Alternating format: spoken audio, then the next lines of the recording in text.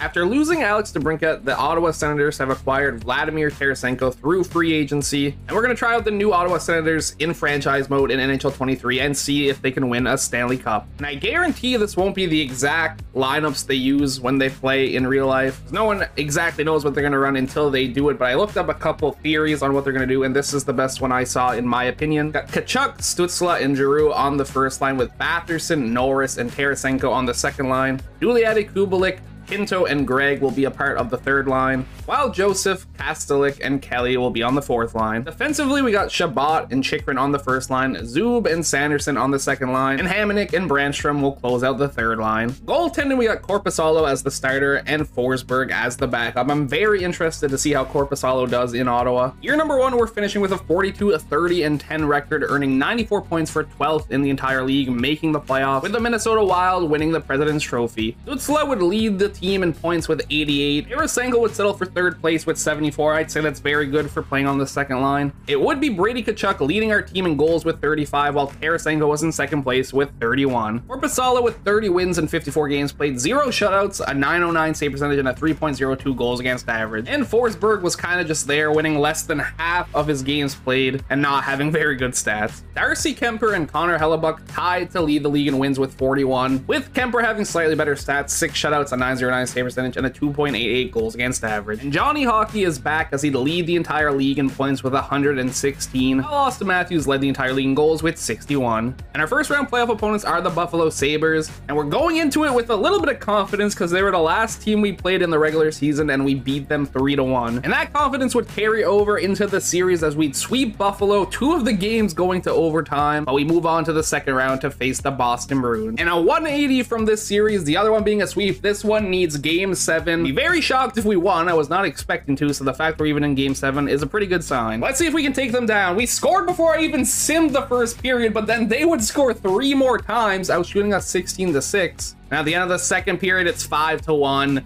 And we almost come back in the third, but we would lose 5-4, and we are eliminated. I mean, shout out to Stützle. He went ham, 9 goals, 12 assists, 21 points to lead the team. Korpisalo definitely didn't help our case, an .895 save percentage at 3.47 goals against average. Definitely not stealing any games with those stats. The Tampa Bay Lightning would beat the Colorado Avalanche in 7 games in the Stanley Cup Finals to lift the cup. Mikko Rantanen, 41 points to lead the entire league in the playoffs, while it would be Nathan MacKinnon leading the league in playoff goals with 18. Johnny Gaudreau is your Hart Memorial Trophy winner, with Heiskanen winning the James Norris Trophy, and Johnson is your Rookie of the Year, while Steven Stamkos is the Conn Smythe Trophy winner, with Stuart Skinner winning the Vezina, and Marc-Andre Fleury winning the William M. Jennings Trophy. Year number 2 is gonna hurt a lot as we'd miss the playoffs with a 39-37-6 record, earning 84 points. We finished 20th in the league, and we were 1 point away from tying with the Montreal Canadiens for the final playoff spot. And the reason it hurt so much is because Montreal was the last team we played in the regular season and we lost in overtime. So if we would have won that game, we would have been in the playoffs, but of course we lost. Not to mention we ended the season with a 3-game losing streak that also made us miss it. So just an overall bad experience. But shout out to Josh Norris for putting the team on his back, 91 points to lead the way. It would not be him leading at goals. It would be Vladimir Tarasenko with 37. Tarasenko only getting 65 points this season, a drop off of last year.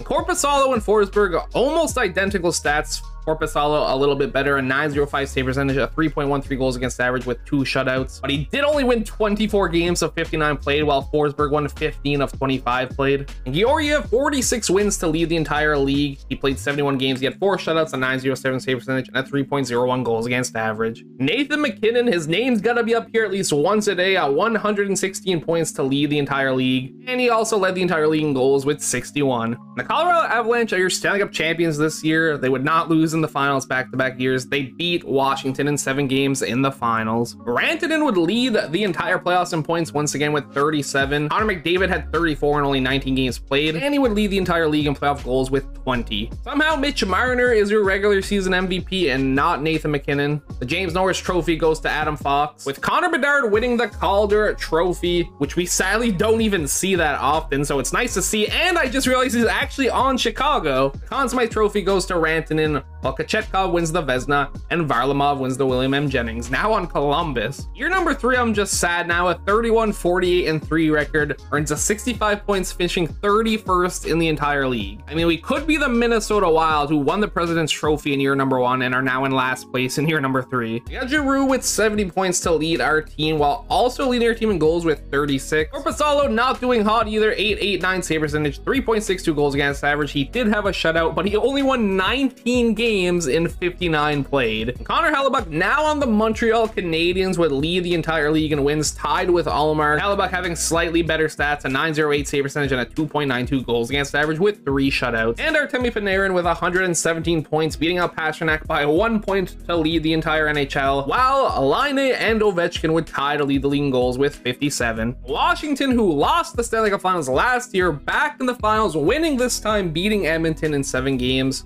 David and Forsberg would both tie to lead the league in playoff points with 30, Forsberg playing 6 less games than McDavid. While Leon Draisaitl would lead the league in playoff goals with 14, McDavid and Ovi tied for second place with 13. Temi Panarin is your Hart Memorial Trophy winner, while Quinn Hughes wins the James Norris Trophy. Backstrom is your Conn Smythe Trophy winner, while it would be Samsonov winning the Vezina for Toronto, as well as the William M. Jennings Trophy. Our team has been allergic to making the playoffs after year number 1. We'd missed them once again with a 36, 38, and 8 record, earning 80 points for 28th in the entire league. No one on the team even hitting 70 points. Claude Giroux, who is now an 82 overall, and I moved him down to the second line, got 68 points to lead the team, and also led the entire team in goals with 33. I really don't get that. Tarasenko, who's now on the first line instead of Giroux, had 25 goals and 57 points. Korpisalo, 23 wins in 57 games played, 2 shutouts, a 9.08 save percentage, and a 3.07 goals against average. Vejmelka would lead the entire league in wins with 42. He had 2 shutouts and an 8.99 save percentage and a 3.22 goals against average. And Elias Pettersson would lead the entire league in points with 111, while it was Kucherov leading the league in goals with 58. And the Nashville Predators would grab their first ever Stanley Cup, and of course they would get it by beating the Toronto Maple Leafs. We got Mitch Marner leading the entire league in playoff points with 30,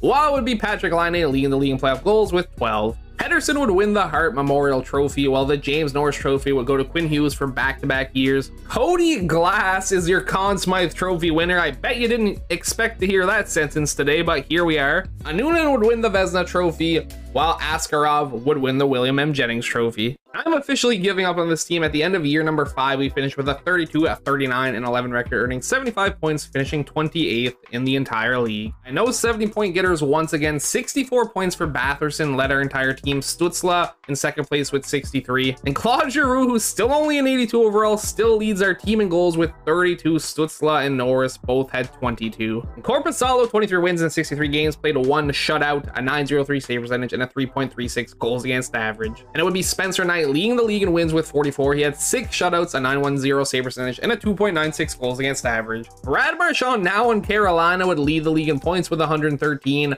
while it was Austin Matthews, who's on the St. Louis Blues, leading the league in goals with 61. The Florida Panthers would rewrite history by beating the Vegas Golden Knights in the Stanley Cup Finals in 6 games. Barkov had the most points in the playoffs with 34, while it was Ryan Hartman with the most goals with 17. Brad Marchand would win the Hart Memorial Trophy, while Quinn Hughes 3-peats on the James Norris Trophy. Barkov is the Conn Smythe Trophy winner, while Levi wins the Vezina Trophy, and the William M. Jennings Trophy goes to Thatcher Demko. With that being said, it would appear that the new Ottawa Senators are not winning a Stanley Cup, at least according to EA Sports, which in the end, it doesn't really matter. That is going to be it for me today. Thank you everybody so much for watching. I hope you enjoyed, and I will catch you in the next one. Peace out.